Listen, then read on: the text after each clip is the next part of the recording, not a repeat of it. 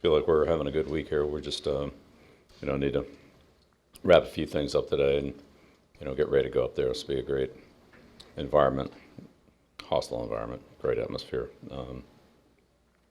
Buffalo's got great fans. They always give us a warm reception. So I'm sure we'll get another one this week. And, hope we can go out there and play competitively on Sunday afternoon. So got a lot to get ready for. Good team, well coached, very sound all the way through in all three phases of the game. Got a lot of good players, a lot of experience, a lot of guys who know what they're doing. I've done it for a while. I've done it against us, done it well. So we'll have to, be ready to meet those challenges. Raise your hand, I'll call on you. Mike, go ahead. What did you know or see from Cody Kessler that makes you guys want to work with him? He has some experience. He's a young player, so see how it goes. Sure. When we were talking about him Wednesday, we talked about, I think, roster management was mentioned just in terms of bringing in a third quarterback. When Tom is maybe not at a full practice, like, how does that put stress on Jared? I mean, is that sort of part of the thinking there and bringing in a third?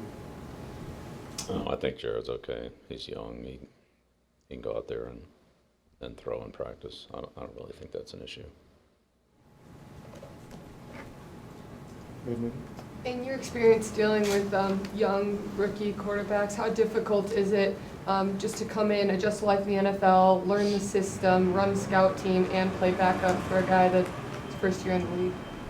Yeah, well, being a rookie in the NFL is hard for every position, but yeah, there are a lot of demands on that one. No, all the ones that you've mentioned. So, I mean, that is what it is. That's what you sign up for when you play quarterback. You take on a lot of responsibilities besides just playing your position.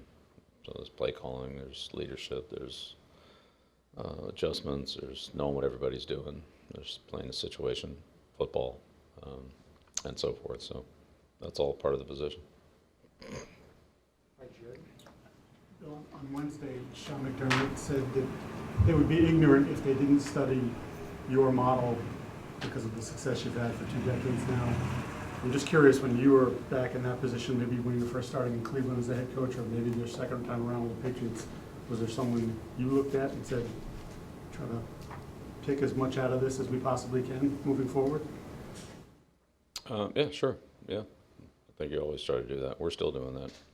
We still look at what other teams in the league do in different areas and try to find things that we think would help us, or that we could do better, or that they do well, and are they the same as us? And is that good, or are they different? And would that work for us, or why does it work for them? But yeah, definitely. I appreciate the compliments from Sean, but I think they've done a great job. He's done a great job with that program, he and Bean, and their staff. So I mean, they got a good football team, and they're young. I'm sure they'll keep getting better. They're 11-5 in 1 score or less games since 2017. Does that speak to the sort of the culture and the coaching that they're getting up there? Very much.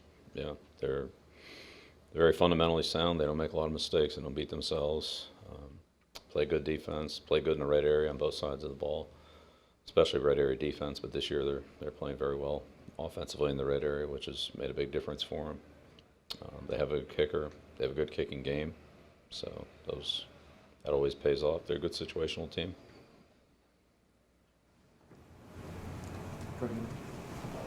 How is Cameron Meredith coming along? I know he hasn't really been able to practice, but just what do you see from him today?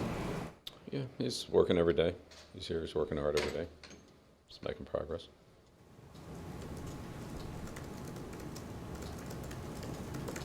Go ahead, Andrew. Bill, understanding every player evolves through the course of their career, when you look at Josh Gordon when he came into the league versus where he is now, where do you see the greatest growth or just differences in the player he was then to where he is today?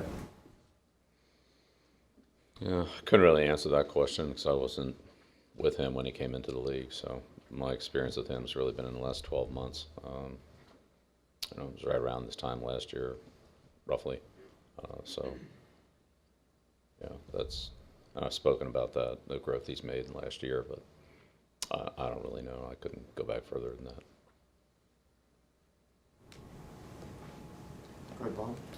Bill, they have Frank Gore, of course, Lorenzo Alexander on the other side of the ball, two older players, got a lot of experience, two very good players. You have a lot of guys that have had a lot of experience in the league, not just Tom, but a nucleus of this team that have been around for a while. Has the view of players and their age changed at all with conditioning, exercise science, nutrition, what we've learned in recent years? These guys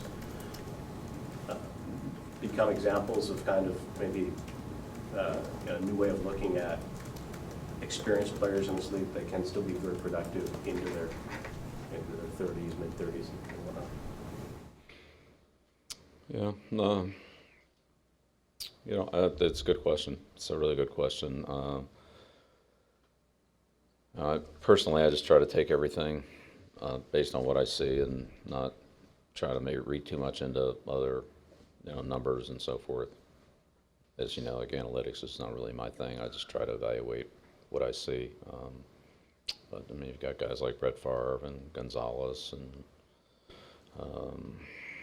Moon. I mean, you can go back however far you want to go back. If you want to go all the way back to Blanda and those guys, I mean, he's playing in his 50s too, or whatever it was. So, I think each generation has players like that. I don't know if there's any set formula or model for what it is today or what it was some other year. I'm sure you could go to some analytics person and they'd be able to give you a great numerical answer on that. I don't know, but for me, it's just trying to evaluate, where players are physically, mentally, emotionally in terms of playing football in their career, and that's really what I can go on. Certainly, there's some other components, but in the end, those are the main things. But I think you see players from that really in every generation, football generation. Some of those guys in their early 30s. Kevin White, be another guy that played really good football at that point in his career, and there were the guys at 30 that really their career was pretty much over. So I don't know exactly what the formula is on that. I think it varies from individual to individual. Maybe the system that they're in. Mike Reese? I was gonna say, how do you really feel about analytics? But I wasn't gonna. Just that works for some people, and that's great. The Bills' special teams have a new coach, Heath Farwell. What has been the biggest change you've seen from their special teams with Danny Crossman out, not there, and Farwell? Right. Well, we just ran into Danny, but I think Heath's program is similar to what they did at Carolina. It's really similar to what Sean does when he was at Carolina. They're very physical. They have good speed players like Neal. They have some very physical players like Alexander, and they're very fundamentally sound and don't make a lot of mistakes. They have a very explosive returner.